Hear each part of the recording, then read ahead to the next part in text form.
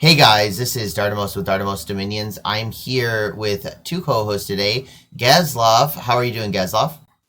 I'm good. And Keraunograf, how are you doing, Kara? Kara, Good, are good you? to be back. Okay, there you go. So the first thing we got is a message from Asphodel. Kara, can you read this for me? Messenger has arrived from Asphodel. Met Abyssia this turn. Surprisingly, he was willing to do borders discussion plus nap. Maybe this has to do with my pretender flashed on the border, or maybe he just wants to see how diplomacy shakes out before committing to an early war. Either way, each early game turn counts for me to get magic up to fluff PG Pretender God. and work towards mid game. The real trick might be convincing Pan that I'm not part of the balanced breakfast for nature gens. Abyssia has death scales, so I still can't rule out a Conj 3 timing, as he and I both know fire elementals are hard for me to deal with.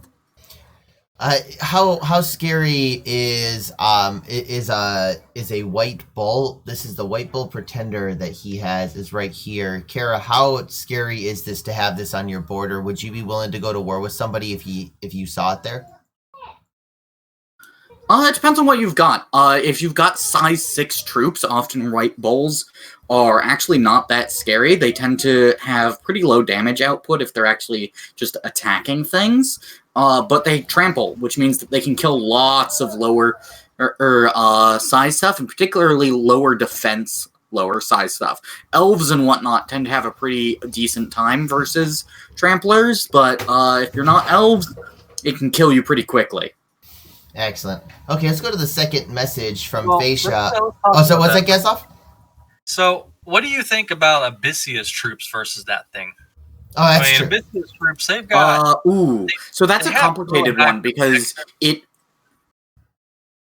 So the trample is armor piercing, so the trample should still kill them pretty quick, and their defense is really low, so they'll always get trampled. The interesting part comes from the heat auras, in that the heat auras might just knock the thing out before it finishes trampling them all to death.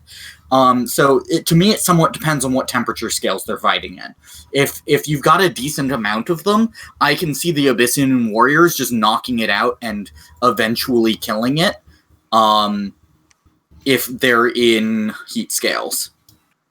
Yeah, I think I agree completely with you. I don't think Abyssia should be too afraid of this thing yet. I think once... Also, it depends on what bless it has. Online, if it doesn't have regen, it's a lot easier too. Yeah, and that's what I was about to say. You know, once he has some tech online and he can start self-buffing, then he becomes a real big problem. But I mean, I'm really surprised. Sorry, go ahead. Oh, I'm just really surprised that Abyssia didn't rush here, because I think he could have gotten away with it. Yeah, it is really interesting. He does now. These guys aren't his. These aren't his sacreds. But what's interesting, if he ignores a nap, he could just jump on this here, and here this turn, and I don't think there's anything that could be done about this because it's summer.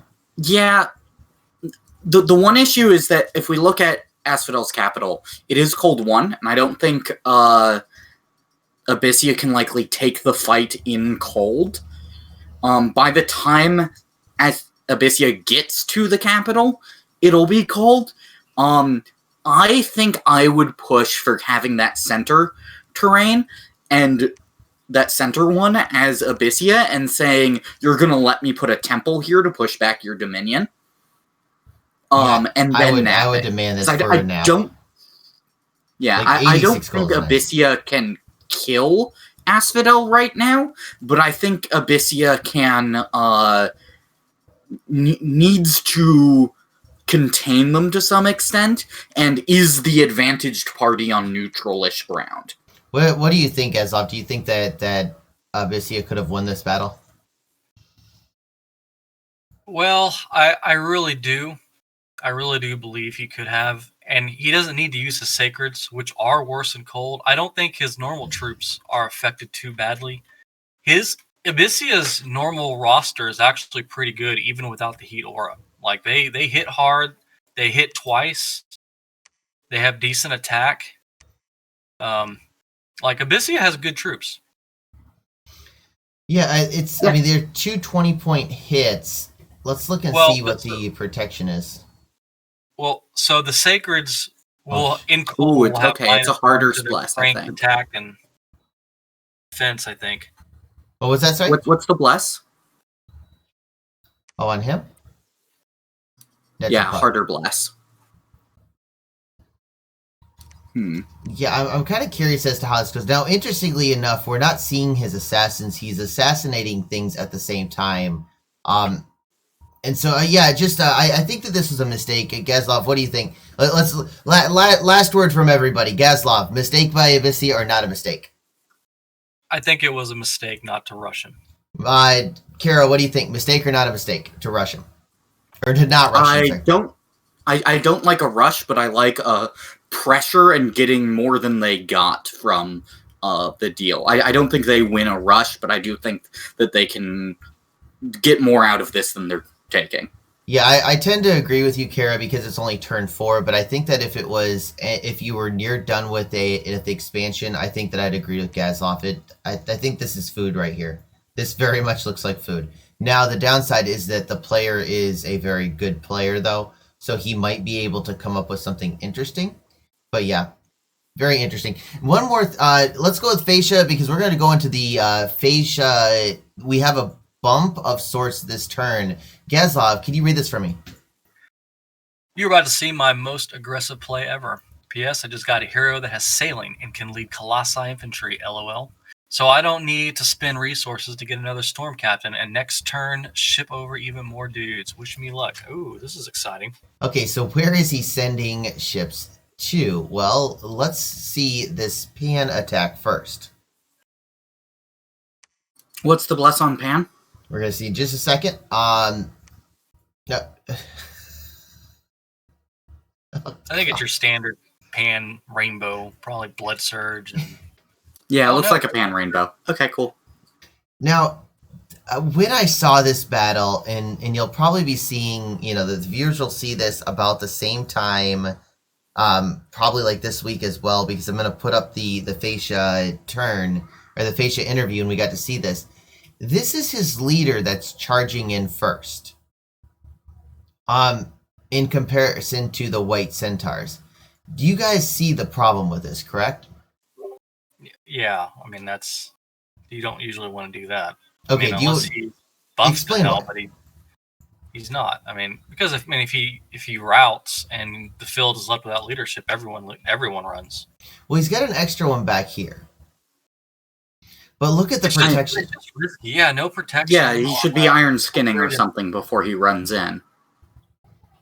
And these guys have got 9 protection, that's true, but they've also got Berserk, and they've also got a lance. They've got this bronze lance that they keep around that helps them repel.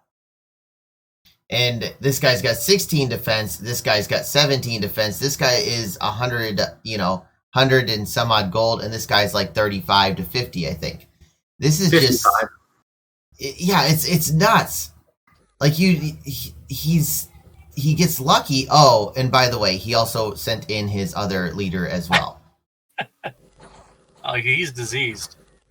Oh, well, he's not anymore. Disease doesn't matter much because it's Pan, but he's dead now. This guy is profusely bleeding at 0 hit points. Oh man. So he's stranded.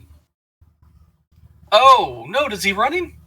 Yeah, so then, yeah, I think he was coming back. It doesn't matter. He died for the profuse bleeding, and even if he didn't, undying at the end of the time, he's poof! He's gone! Here's this giant Pan force.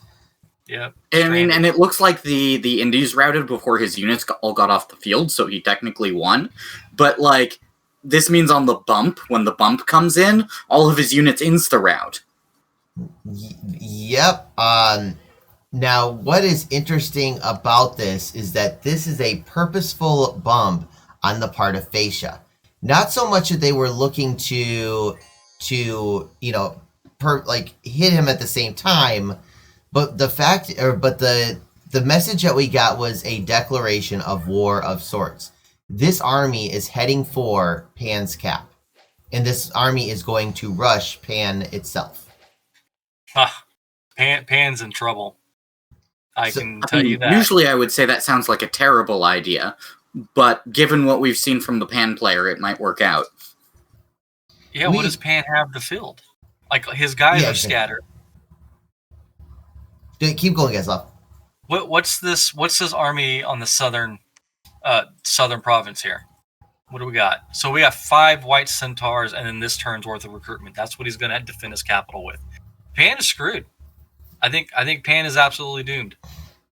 Yeah, I agree. I think Pan's dead. Now, this is the fun thing. We did the tests, and with 10 white centaurs and a PD dump, he can actually hold off the attack on the capital. Yeah, but you shouldn't be attacking the capital this turn. You hit one of the nearby forests, because Pan has to move everything onto the capital, and then with the more troops that you're bringing in on successive turns, then you hit the capital. There you go. And I think you're going to be seeing that. I'm really looking forward to seeing this. I don't think that we have any really other big attacks to be talking about, other than the expansion through assassination. Oh, also, side note, gross. It's actually island fascia. Island fascia is horrific. He demanded that, or not demanded, but asked very politely for an island, and I just was like, that's fine. That it's a benefit for you, and fascia is trash in my opinion. Well, that's me not playing against fascia at all. Oh, I don't agree with you there, but are they really that strong? I think they are quite good. Do you really? Okay. Gaslov, are you in the same position? Because I almost exclusively play Van. My guys can sell, and my guys are also quite a bit better than fascia. So I tend to be happy to see fascia in a game, because I can generally take them on fairly easily. But other nations, since they can't get across the water, have a real big problem with them. And I think it's one of the things I talked to with Satis. I was talking to Sakane, and being like, one of his, because Sak doesn't gripe, but he does say, things that are a little bit bad for him, and having 2 quote unquote water nations next to him does affect his gameplay quite a bit, and there's not a lot that he can do about it. Okay, Gaslov, can you read this? Can you read this one for me? Sure. A wall of cavemen between Pan and I is going to be a barrier for a few turns, most likely. You. Yeah. I think his days of worrying about Pan are over. So far, expansion is going okay. It's always a pain getting undisciplined troops to connect at similar time to centaurs. Centaurs are what's valuable among the living troops for now. Eventually, I want to transfer away from using too many living troops, but first, 72 nature gems needed to go to forts. Also, having stealth troops can open up some elfing. Always hard to balance troops with mages on pop kill nations in particular. I always want to get site searching ASAP, but text to buff pretender and troops come first. Okay, I see we've got 2 attacks by fascia. He did pick up one of the white centaurs that ran away. And he pings the capital, realizing that this would have absolutely murdered him. So good move on fascia's part. Well, I don't think. Sorry, are we on the next turn? Yeah, we're on the next turn. What's that? That's not a PD dump. Yeah, it's not a PD dump, but it doesn't need to be. This is all that I went back. I did the one. I did tests with both of them, because I asked them what they thought, and we did the tests on them, and both of them came to the same conclusion, which is, one of them said that he needs to patrol his cap. One of them says he needs more troops, and I said, well, since you're being, that way, let's see if it's going to work or not. And we looked at it, and it did work, where he shouldn't hit Pangea's capital right now. Okay. GC, how are you doing, dude? Hey, Darnamo, what's well about yourself? I'm doing good. We're looking at the Fascian Rush, and I want your opinion on this. How scary is MA Fascia? Okay, so economically, Fascia is hugely scary. In terms of, combat, they don't really get scary in battle until they hit, kind of mid-game research. Like, once they have Evo 5 and can spam Thunderstrike, they're pretty scary. And once they have, like, Alt 4 or Alt 5, they can Thug pretty effectively. Now, my next question I'm going to have with you, what is the quickest that you've ever taken out of a player, or that you've seen a player getting taken out? Do you mean taken out as in actually left the game, or just unable to do anything? Because I've seen people, like, with their capitals besieged, unable to do anything turn 6. I actually once ended up out of the game turn 3. Oh, turn 3? How did that happen? I blind expanded, and my god died. And then so that was turn 2, and then on turn 3, I took all my recruited units, and I attacked the same province, and I bumped with a Drakon from my neighbor, which had made a beeline towards me. Oh my. And he just sat on your cap, or what? Yeah, so turn 3, I had no god and no units, and only my capital, and then turn 4, he moved onto my capital, and I just went AI. Jeez. I had a somewhat similar thing happen, but kind of like a reverse scenario, actually, in the first Lucid tournament in the last game, where I tried to all-in rush with Middle Atlantis onto Middle Yis, and I failed the rush, and that meant I was effectively dead, although it took a few more turns on turn 5. It happens. Yeah, it does, yeah. Okay, so he's expanding with Eagle Warriors. I already posted the interview I had with him. I mean, what was it? Gaslov, did you play as Migdalin before? No, I've never played as him. Were you in that interview with me? I don't think so, no. Okay, what's your thought on Eagle Warriors expand versus Jaguar Warriors expand? I would prefer Jaguar Warriors. I feel like Eagle Warriors are more of a anti-player. Because they're really hard hitters, but you lose a lot of them. That's what I'm saying. Is like this is almost an entire turn worth of sacreds. It's kind of a heavy loss for a wolf tribe province. But I do play a lot of Mictlan. I agree. You always want to expand with Jaguars. Now, I would like to. There's one thing to interject about the Eagle Warriors, though. They only cost 15 gold. So, he lost several Eagle Warriors there. But in terms of resources lost, that was 60 gold. So yeah, they do die sometimes.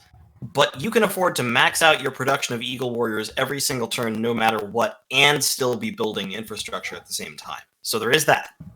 Yep. The one note I want to make is that I do see Eagle Warrior production if you've got some degree of productivity in your scales on Mictlan. Because you can actually create a bunch of the middle Mictlan, non-sacred Mictlan warriors, which are actually pretty decent in the Middle Age, compared to the stuff that you're fighting. But it looks like this guy's Sloth 3, so I don't think you can do enough of those that it's worth building the Eagles. Sloth 3 with this bless. Do you think that there's more to this bless? Gaslov, what do you think? Do you think there's more to this bless? What were his scales again? -3, and then some pluses across the board. I don't think there can be more to this bless. He has bark skin, right? Yeah. Or was that from... Yeah, bark skin's incarnate, so this is all of that's it. Oh, jeez. And then he has a feathered serpent. GC, do you know what a feathered serpent is? That's his god, isn't it? That's Quetzalcoatl. Okay. So it's not an expander, it's just a researcher, I guess? It's a rainbow chassis, and I think it has a second shape as the flying snake summonable thing. Yeah, Okay. it's got a quaddle second shape. But that's not really a combat shape, correct? No, it's got 20 really, hit points. Okay. Now, we see an expand from Naba, and he's doing the camel riders with the, this is not his strategy quite yet. I think these are mercs. This is a merc pack. But these guys are so cool. I really like these little birds here. And I think that the cloud guys just zapped their own troops. Yeah, I think they did. And just like that, a cloud wizard province gets killed with. I mean, they only lost a couple archers. How Yeah, do you that's gross. how do you feel about camel riders, GC? Camel Riders are a really, really good unit, and a big part of it actually is the bird that they summon that hawk. So, I mean, on their own, without it, they're just kind of like expensive archers. But because they basically generate their own chaff, it's like, yeah, they can just. I mean, they have composite bows, which are not bad. They're stealthy, so you can raid with them. They have a decent amount of hit points and actually weirdly okay melee stats. And then they have the bird. So if you bring like a block of 40 camel riders or whatever, the enemy army gets completely tied up fighting those hawks while they just shoot at them. I don't think there's much else to say about this turn. Sitis has moved out in force with a huge group to hit this deer tribe, and I'm not exactly sure why he's doing that. Does this look normal to you? Gaslov, what are you thinking, dude? So what's weird about this? I'm sorry.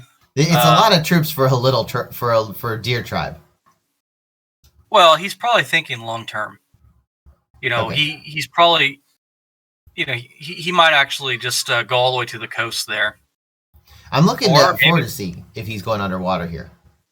Yeah, Can we see his scales?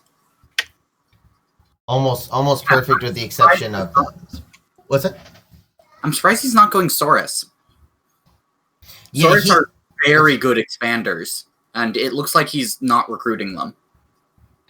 Okay, so the next thing I want to look at is the Airmorian Bless. GC, we have a quickness bless on we have a quickness bless on Airmore. What do you think about the quickness bless? I actually okay, so I love Quickness Bless, like just because it's hilarious. It's probably not usually the most efficient, but looking at this bless that they've got here, like Undying and HP and Strength and Quickness, that's a pretty ugly combination. I mean, pretty much anything that you do with Ermor when you have, like, dumpstered all of your scales. Has he, just out of curiosity, is this all of his scales turned off, or is he going with luck and magic? I think that he has all. He does not go for. Well, he's got to take magic 1 for the quickness, I think, For the right? quickness. Okay, yeah. But he doesn't Okay, so- like Timu for some reason. Well, that's weird. Timu's the best hero in the game. I But agree. but yeah, okay, so with that bless, basically what that bless is doing is it's not primarily a lictor bless, it's primarily a knight bless. And so it's making his knights incredibly dangerous because not only do they have all these stats, but they also actually have hit points, where normally they have like 5 HP. But if you look at them now they have like 8 HP plus they have the Undying. Oh, I'm sorry, 9 HP plus the Undying. So they can actually take a couple of hits, which normally they cannot do. And then he has the elemental resistances and all that stuff. So yeah, I mean, like, look at those attacks. That's nuts. What? Like, that's dangerous. He also is going to try Wailing Ladies, supposedly. Okay, I've never done that. They, So that'll be which interesting. I think they get to like their attack is a soul slay with a Yeah, well- fear as a secondary. Right. So- Well, AoE Soul Slay. yeah. If I recall correctly, the thing about Wailing Ladies is their attack is AOE 1. Does quickness affect that?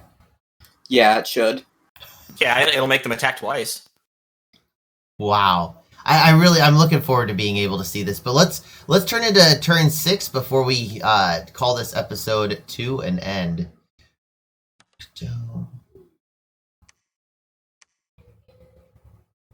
Okay, I'm seeing another bounce between these guys. Nothing really of note other than some basic expansion. If you guys see anything that you guys want to look at, let me know.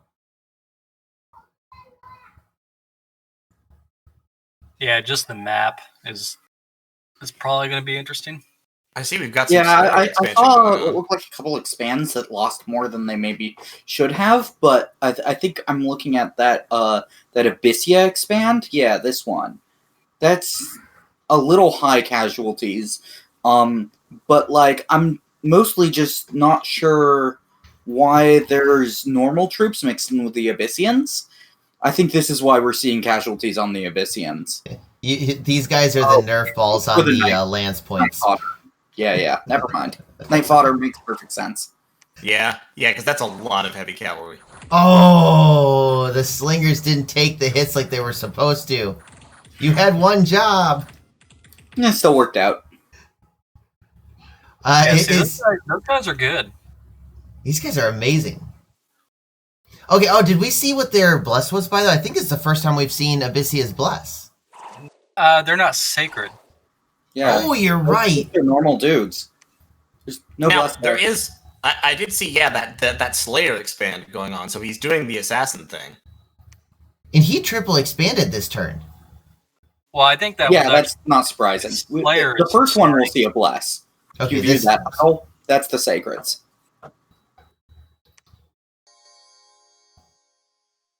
Okay, we have Fate Weaving Barkskin. That's interesting. Damn, I love to see it. Kara, you're saying you like to see it. Why? What is it? Oh, this is a high nature 6, astral 7, fire 7, which actually means fire 6 because it's a middle Abyssia, incarnate bless. Abyssia is going for the throat here. Which is one of the options you can take on Middle Abyssia. I kind of like their scaling options, but I know a lot of people, Blood's a lot of work in the late game. Not everyone likes doing weird Blood astral things in the late game.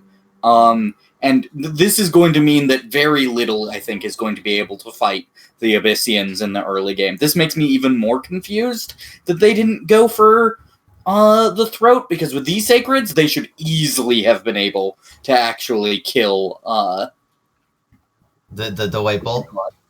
So thumbs up or thumbs down? I mean, it's good. I mean, it's a good bless. But he's got to outrun his scales. He's got to outrun his scales. Outrun his scales. He's got to be really aggressive. Honestly, the number of sacreds he has in this force is too many. I kind of agree with you.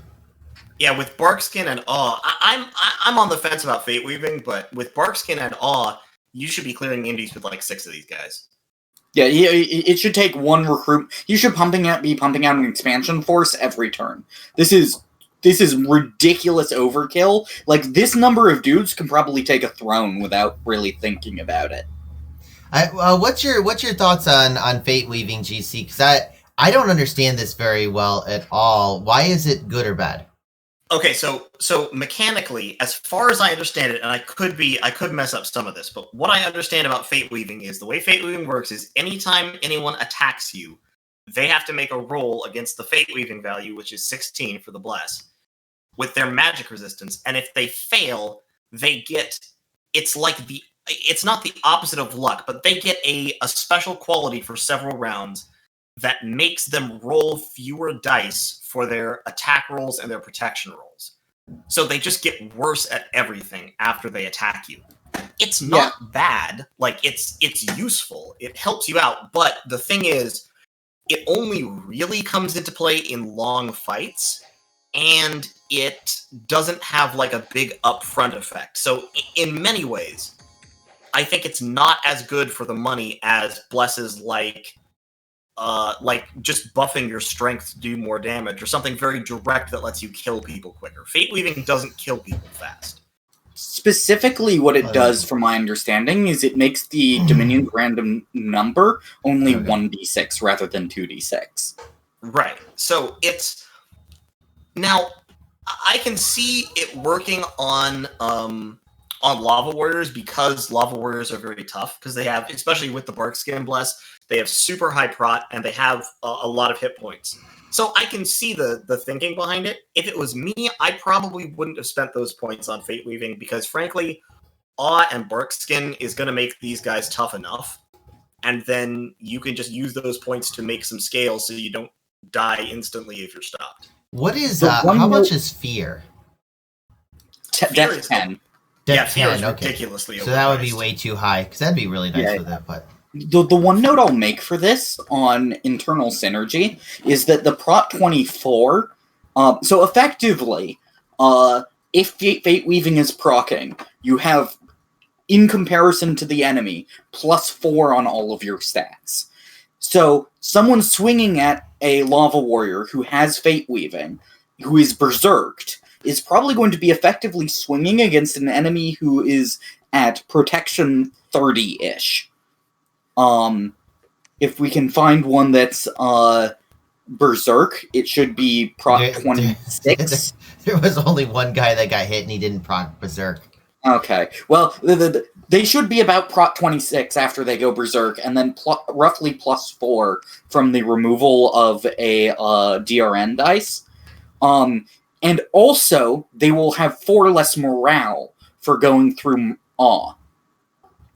Which means that these will be very, very, very tough to kill except for with the evocations. Now, the issue here that, to me, is that that's how you wanted to kill these anyway.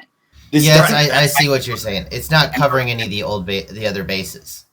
Yeah, this doesn't protect versus the standard methods of killing these units regardless. This is you want to kill these units the same way that you wanted to kill them before, which is high magic resist, high defense skill thugs with armor-piercing weapons, or like lightning damage or poison damage or something along those lines. You just get a completely bunch ignore of... protection. Yeah, you get a bunch of air elementals and this guy's day is ruined.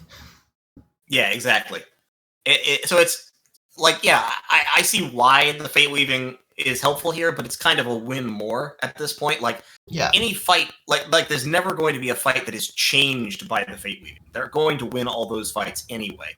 And the Fate Weaving won't do anything when they're running up against like 6 air elementals who just trample them all to death. Yeah, I mean, I could see air getting air on here and getting that shock resist would have been, I think, in my opinion, better. But it'll be interesting to see if it actually comes back to bite him, because he could roll the dice and do well anyways. So, Oh, for sure. Personally, I'm in a big favor for Middle Abyssia Bless of Dormant Barkskin plus resists. Now, Yeah, that works supposedly, real well. the player has told me that he is going to make a beeline for Pan, and that he is going to go take over Pan. What he does not know is that Fascia is already here. Abyssia but- wins the fight versus Fascia ridiculously hard at this point. I was about to say, like, that whole army, like, I'm looking at those units. Colossi Light Infantry, Pikeneers, Light Infantry, Archers, Phasian Archers. None of those units hurt Lava Warriors. Maybe we'll see Fate Weaving pay off for at least one battle. Yeah, I mean, look, those 11 units on Abyssia can kill everything on Pan's capital, all of Pan's units, and all of Fascia's units, in my opinion. But What's the White Centaur Bless? It's a standard Rainbow Bless. Oh, Well, it's okay, got yeah. a lot of strength, I thought. You have +4, +6 strength or something like that. yeah, so the lance charges, I believe, should be hitting at about 20 damage. Which means they will hurt the Lava Warriors, but they won't be killing them in one shot. Which means I think they lose. It'll Yeah, be okay. interesting to see, and we will see in the upcoming episodes. So, GC, thanks for joining up with us. I appreciate it. Sure. Kara, it's good to Having hear me. from you again, dude. Yeah, it's good to be around. And Gaslov, thank you for joining up with us. No problem. And we will see the viewers in the next episode. Have a good one.